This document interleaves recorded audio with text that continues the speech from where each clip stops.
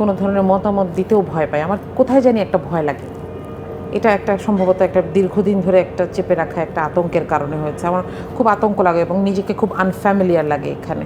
একটা সময় আমি কোনোদিন কোনো গ্রুপেও লিখি নাই।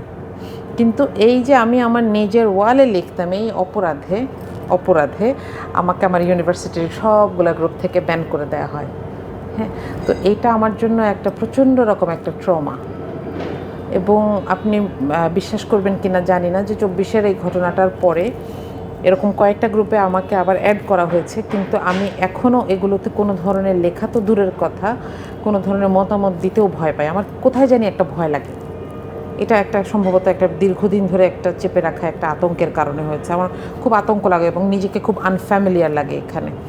এবং এটা শুনে যারা আমাকে ব্যান করেছে তারা খুশি হবে, কারণ তাদের তো উদ্দেশ্য আসলে এটা ছিল।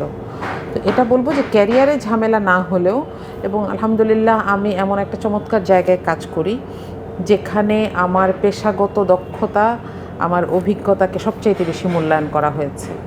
আমি যখন স্কুলে কাজ করেছি তখন আমি ডিজাইনার হিসেবেও কাজ করেছি, বিল্ডিং ডিজাইন করেছি, এবং আমি যখন ইউনিভার্সিটিতে পড়ানোর জন্য গেছি আমার এই দক্ষতাটাকে সবচেয়ে বেশি হাইলাইট করা হয়েছে, যেটা আমার জন্য একটা চমৎকার অভিজ্ঞতা ছিল।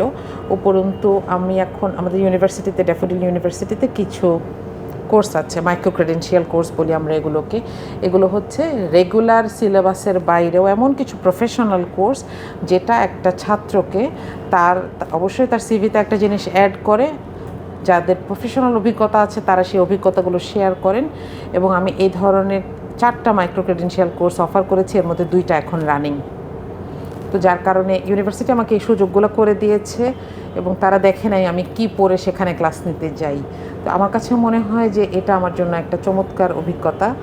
যদিও এটা সবার জন্য কমন না, কিন্তু আমার ব্যক্তিগতভাবে এই নেগেটিভিটিগুলো দেখতে হয় না, এই জন্য আমি আল্লাহর কাছে কৃতজ্ঞ।